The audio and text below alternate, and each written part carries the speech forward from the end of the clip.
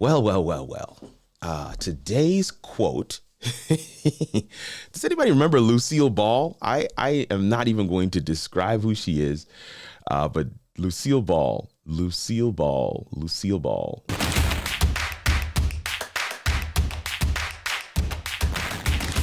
Today's quote is by Lucille Ball.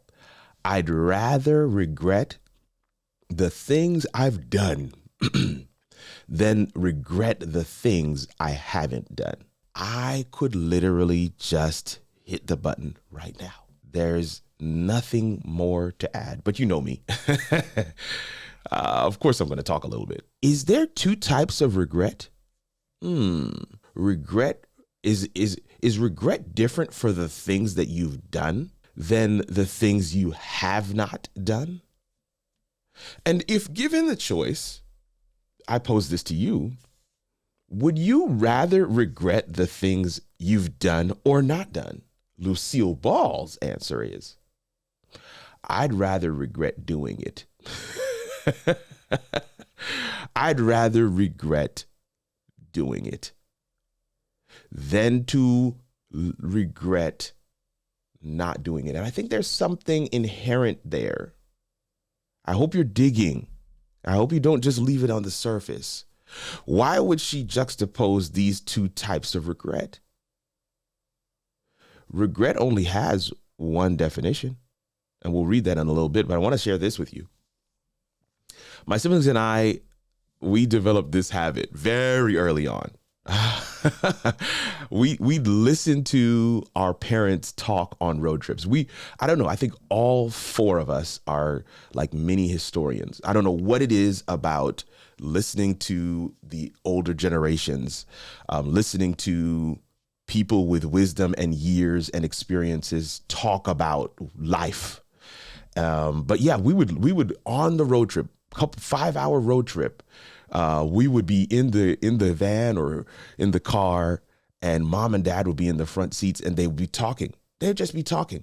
They'd be talking as if none of the kids were awake or listening. And so some of us would kind of fake like we're doing something on a piece of paper, not a real tablet, because we didn't have tablets, okay. We'd fake like we were writing something. We'd fake like we're talking to one another. Or we'd fake like we're sleeping, or we would actually sleep. And what would happen when we would sleep? We would poke one another like, man, you're missing gold here, because we would be listening to what mom and dad were talking about. Or my dad, when he would get with his 13, yes, I said 13 siblings, he's number 12 or 14. When he would get with his 13 siblings, we would watch him transform into a kid again. And I'm telling you, we would hide in the corners so that we could listen to their raw, authentic conversation. We would listen as they talked about life growing up, talked about things that they did, laugh about habits, good and bad, that their siblings have, our dad included. We got a chance to experience them, not in the authority role of mom, dad, aunt, uncle. We got a chance to experience them as human beings on this journey called life. So I make it a habit, because of those experiences, because of that, those things it's just innate. I don't know what it is that built that in me, but I have made it a habit when an opportunity presents itself to hang out with seasoned and experienced people who have the benefit of years. I ask them questions. I like to pick their brains. And it has benefited me immensely. And I've heard them tell stories of stupid, idiotic things that they wouldn't recommend. I've done the most idiotic thing. I've heard them tell stories of love and travel and spontaneity and irresponsibility. Stories that literally changed their perspective on life and shook up how they treat people. Every story is valuable and usually provides insight and wisdom and perspective. but is also a ridiculous source of great laughter. I every time I get a chance to hang out with somebody that's older, I get a chance to ask questions. But I want to add this. Nothing was more painful than to hear them, these wiser, seasoned, benefit of years people, share that they regretted something. Nothing was more painful than to hear someone who doesn't have the opportunity to change it share a story of regret of something they have not done. Have not done. Those were the times when I wasn't able to laugh. There was plenty of laughter over things they did that they wish they didn't. But those things they never did, those things were like a medical condition with no cure. No medication to alleviate the effects. It's like a perpetual state of being. Regret is defined as a negative emotion that occurs when a person believes his or her past actions or behaviors, if changed, may have achieved a better outcome. Regret is often closely associated with feelings of guilt and shame. We often express the emotion of regret to others in the form of an apology, even when sharing a story. Oh, I'm so sorry, I didn't do.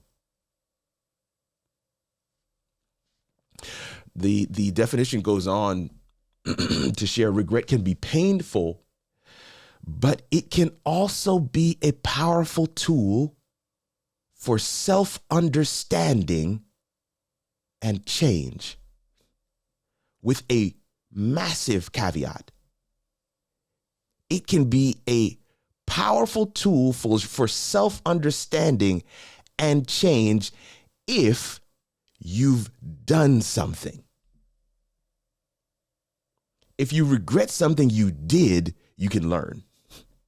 If you regret something you did, you can guide. If you regret something you did, you can even laugh because it's complete. You can learn from it and move on.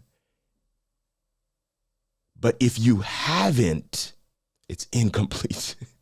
If you haven't, how do you learn from it? If you haven't, can't guide anybody else. If you haven't, then you're stuck in the realm of what if. We each have the awesome opportunity to decide what we will regret. Like, we get to decide what we will regret. And Lucille Ball, for our quote of the day today, shares, I'd rather regret the things I've done. I can laugh, I can learn, I can guide. It's a complete thing. Then regret things I have not done. Because I just want to ask you these questions. What are the things that keep coming to your mind to do, but you haven't done? That's very personal. No two people can answer the question together. It's not a group project. You've got to do some introspection. Some of us experience deep regret even now because we've convinced ourselves it's too late. And I want to ask you, is it really too late? Is it really too late to learn the language? To travel to that destination? Is it really too late to apply for that acting role or apply for that top position? To get that certification? To learn that skill set?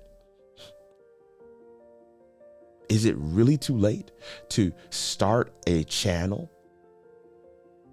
Is it too late to go live? Is it too late to create content? What are the things that keep coming to your mind to do, but you haven't? And is it really too late to do them? The reason regret for things undone is so heavy is because we have no one to blame but ourselves.